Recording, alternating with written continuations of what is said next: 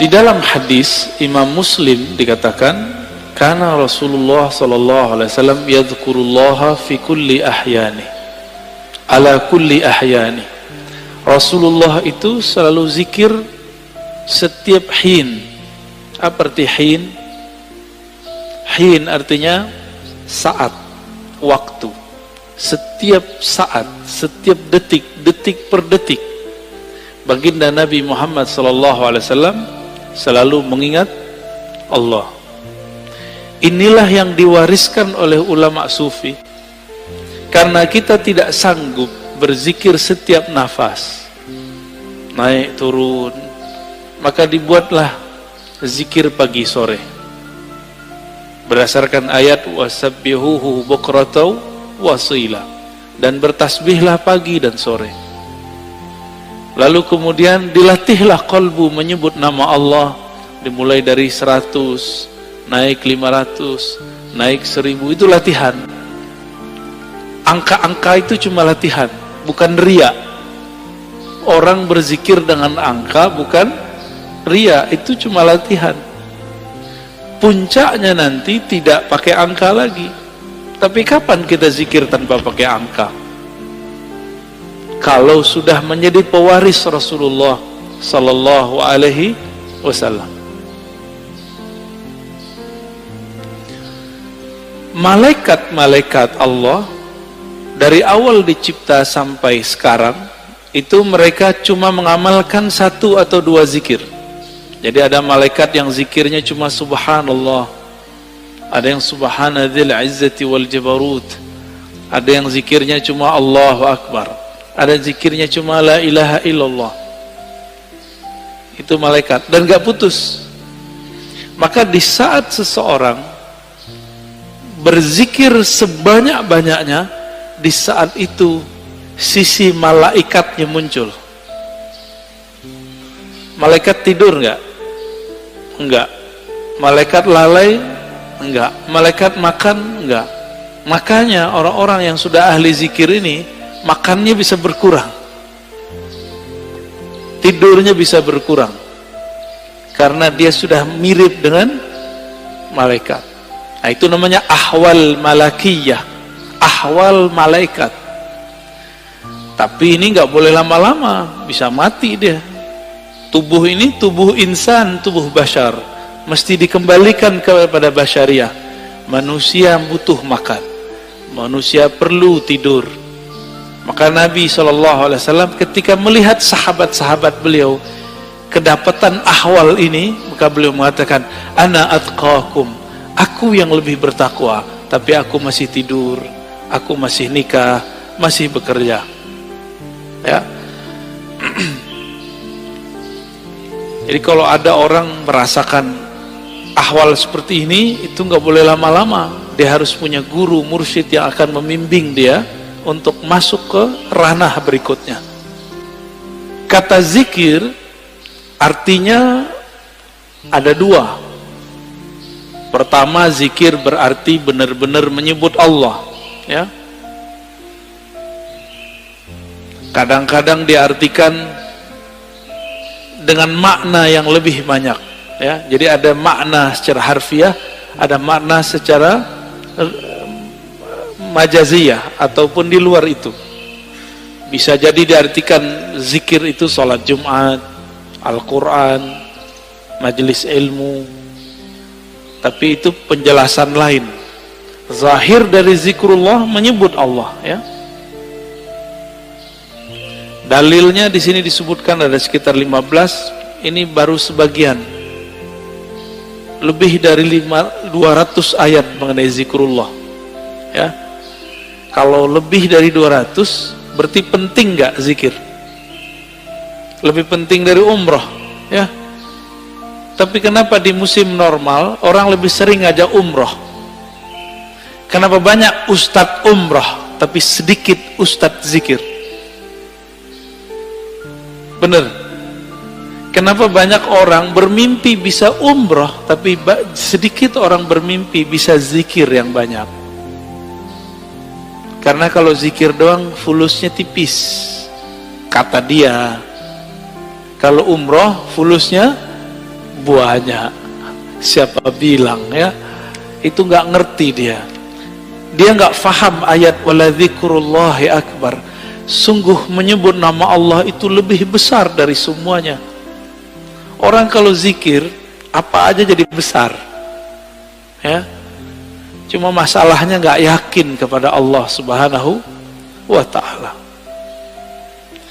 Dalam surah Al-Baqarah ayat 152 Allah mengatakan fazkuruni azkurkum. Saya sudah pernah syarah di sini. Sebutlah aku, ingatlah aku akan ingat kamu. Duluan mana yang mengingat? Allah atau kita? Allah. Maka ciri-ciri tanda-tanda Allah lagi sebut kita digerakkan oleh Allah menyebut namanya. Itulah hakikat ayat ini. Lalu surah Ali Imran 191, alladzina yazkurunallaha qiyaman wa qu'udan wa 'ala junubihim. Ulul albab itu disebut orang yang zikir berdiri, duduk ataupun berbaring. Dalam surah Al-Ahzab, ini ayat yang paling dahsyat ini. Ayat ini sering digunakan tidak pada tempatnya untuk membantah orang zikir dengan angka. Ya ayyuhallazina amanu zkurullaha zikran katsira. Wahai orang beriman, sebutlah Allah sebanyak-banyaknya. Ingatlah Allah sebanyak-banyaknya. Apakah ini dalil melarang menyebut dengan angka? Enggak. Zikir 1000 itu banyak bukan? Maka dia masuk ke zikran katsira. 10.000 termasuk banyak? 70.000 banyak? Berarti masuk ke situ. Yang penting niatnya angka itu bukan membatasi, tapi menerjemahkan makna zikran katsira. Baru zikir 100 pagi, 100 sore, udah nyalain orang zikir 1000. Ya. Nggak ngaca dia kepada sahabat Nabi. Sahabat Nabi Abu Hurairah zikir 12.000 sebelum tidur. Ada yang bisa zikir 12.000 sebelum tidur? Keburu tidur ya. Ada surat Ar-Ra'd ayat 28. Ala bidzikrillah tatmainnul qulub. Ketahuilah hanya dengan menyebut Allah kalbu bisa tenang. Jadi antum mau belajar apa aja, itu kalbu nggak akan tenang. Jadi orang kalau hijrah, tidak hijrah zikrullah, nggak akan mendapatkan kedamaian kalbu.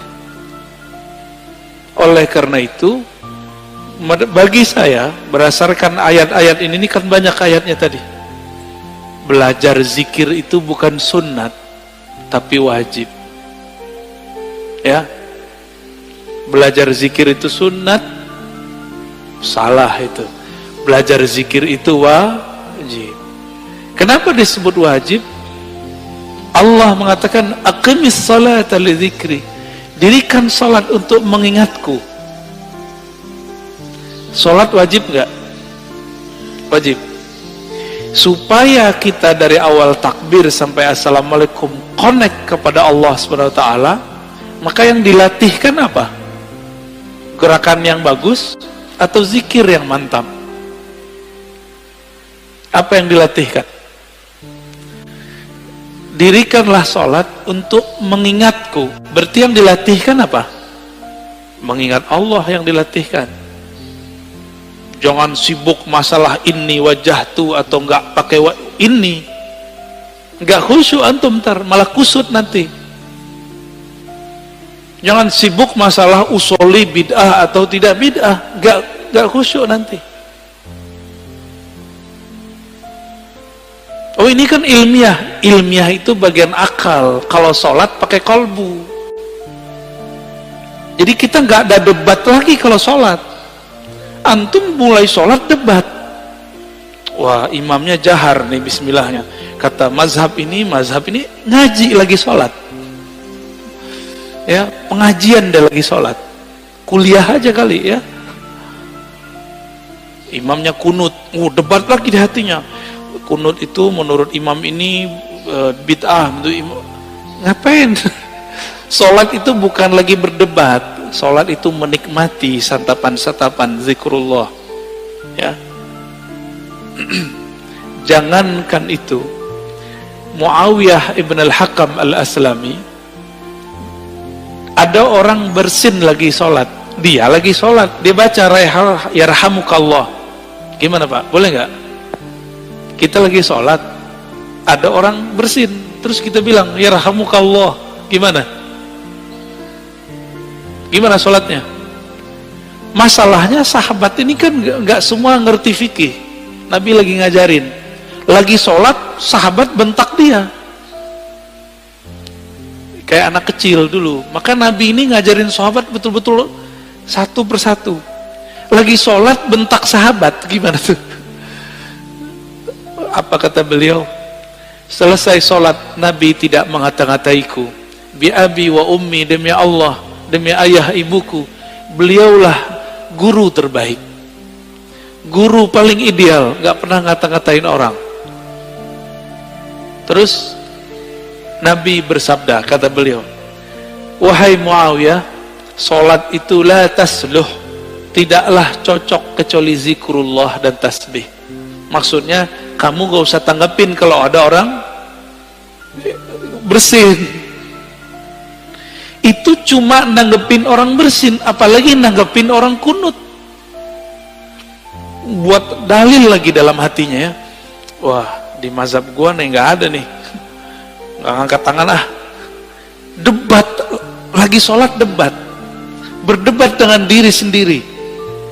Ini kan kasihan.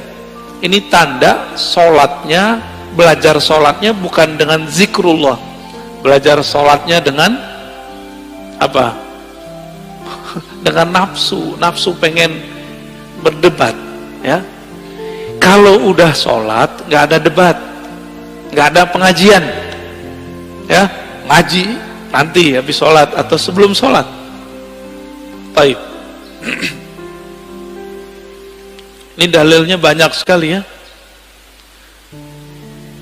Berdasarkan ayat ini semua, Ibnu Abbas radhiyallahu taala anhuma mengatakan, yang dimaksud dengan ayat-ayat tadi, yazkurunallah fi adbaris salawat wa ghuduwan wa ashiyan wa kullama istayqaza min naumih wa kullama ghada aw raha min manzilih dzakarallaha katsira. Yang dimaksud ayat-ayat tadi, zikir pagi sore, orang yang tidak lalai karena bisnis, yaitu mereka yang zikir ba'da salat, zikir ghuduwan wa ashiyan, pagi dan sore, zikir saat bangun, zikir saat berangkat, zikir saat pulang. Jadi nggak ada waktunya kecuali zikrullah. Qala Mujahid, murid dari Ibnu Abbas, mengatakan, seseorang nggak disebut ahli zikir hatta yazkurallaha qa'iman wa qa'idan wa muttaji'an, sampai dia ingat Allah baik dalam keadaan duduk, berdiri ataupun tidur. Gimana caranya zikir dalam tidur, Pak? Udah ada nyoba belum? Ini aneh nih minum. Gimana cara zikir kalau lagi minum? Bismillah, itu zikir sebelum minum. Bismillah. Itu zikir sebelum minum. Lagi minum, zikirnya apa? Pusing kan? Nah, ini yang mau kita bahas nanti. Kita lagi makan, bisa nyebut nggak? Kan nggak bisa. Apa dong zikirnya? Zikirnya ada dua. Pertama, sebut di kolbu. Yang lebih tinggi, memandang air ini dari Allah, memandang segarnya dari Allah, kenyang dari Allah. Itu zikir lagi makan. Gimana? Udah zikir lagi makan belum? Belum ya? Masih memandang nasi yang mengenyangkan, masih memandang air yang menyegarkan. Berarti kita belum berzikir saat makan dan minum. Sederhana, rumah makan sederhana. Imam Nawawi mengatakan, ajma'al ulama ala jawaziz zikri bil qalbi wal lisan lil muhdith wal junubi wal haidi wal nufasa. Ulama sepakat bahwa zikir itu dibolehkan dengan kolbu dan lisan, baik bagi yang berhadas, yang junub, yang haid, ataupun nifas. Kenapa? Ini kan zikir, sebenarnya zikir itu golnya di kolbu. Kolbu tidak pernah haid, kolbu tidak pernah junub. Junubnya kolbu adalah lalai mengingat Allah subhanahu wa ta'ala. Bener, sering junub gak antum? Kayak kita ini sering junub Pak, mandinya jarang ya. Makanya ketika masuk sholat, kita masih membawa junubul ghafalat, junub lalai kepada Allah subhanahu wa ta'ala. Orang junub betah gak masuk masjid? Berani gak masuk masjid orang junub? Masjid hakiki itu ada di kolbu, lagi sholat. Antum lagi mau sholat tapi tidak keluar dari junub lalai, gimana mau menikmati zikrullah? Ya, nggak bisa masuk. Jadi kita nggak bisa masuk ke kolbu kita, padahal itu diri kita sendiri ya. Hadisnya sangat banyak. Ini ada hadis yang paling kenceng ya, paling dahsyat ini. Kata Nabi, masalul ladzi yadhkur rabbahu wal ladzi la yadhkur rabbahu kamasalil hayy wal mayyit. Hadis ini riwayat Imam Bukhari ya, dalam kitab doa. Perumpamaan orang yang zikir dengan tidak zikir itu sama dengan orang hidup dan mati. Gimana? Berarti kita banyakkan hidupnya atau matinya? Jadi kalau hidung kita ini dibukakan rasa penciumannya oleh Allah subhanahu wa ta'ala, indera penciuman batinnya oleh Allah, kita akan mencium orang yang tidak zikir itu bau bangkai. Cuma alhamdulillah Allah tutup itu. Coba kalau dibukakan Pak, kita setiap ke jalan kemana itu bau bangkai di mana-mana itu. Maka kita bersyukur kepada Allah, Allah tidak bukakan kasyaf yang banyak. Karena kalau kebanyakan kasyaf bisa pusing sendiri kita nanti. Maka ada beberapa wali gak berani mereka ke masjid, karena kalau ke masjid dia lihat muka orang macam-macam. Ada yang ria, ada yang muka monyet, ada yang muka kambing, ada yang muka babi ya. Maka Imam Ghazali buat fatwa khusus untuk orang ini ya. Dibolehkan oleh Imam Ghazali bagi orang ini tidak sholat di masjid sementara sampai ahwal itu hilang. Di hadis yang lain, sesungguhnya Allah subhanahu wa ta'ala mempunyai malaikat yatufuna fit turuqi yaltamisuna ahla dzikr. Allah mempunyai malaikat-malaikat yang yatufun, bertawaf, berkeliling, mencari majelis ilmu. Ketika mereka bertemu, mereka berteriak, mereka memanggil kawan-kawannya, halummu ila hajatikum, wahai sahabat-sahabatku, wahai para malaikat, berkumpullah. Jika yang dipanggil itu ada manusia yang sudah mendekati karakter malaikat, maka dia juga terpanggil ke majelis itu. Jadi yang datang bukan hanya malaikat, tapi juga manusia yang karakter malaikatnya sudah hidup ya. Itu mana hadisnya. Itulah sebabnya kenapa majelis-majelis zikir itu rame dulu. Masih ingat dulu Ustadz Arifin ya, rame nggak dulu? Cuma ya sayang, Ustadz Arifin tidak berthariqah, akhirnya tidak ada kaderisasi murid menjadi mursyid karena beliau bukan mursyid. Tapi kita berterima kasih, berkah beliau Indonesia dizikirkan dengan zikirnya yang khas, dengan suara serak-serak basahnya yang lumayan ya. Tapi beliau meninggal ya sudah. Untungnya di negeri ini banyak mursyid-mursyid tarekah ya. Kita beruntung banyak mursyid-mursyid yang mereka memegang ajaran-ajaran zikrullah, meskipun dituduh ahli bid'ah, dituduh sesat, dituduh gila, mereka nggak mau hiraukan, mereka tetap jalan ya. Itu malaikat ganti shift fayahuffunahum biajnihatihim ila sama'id dunya.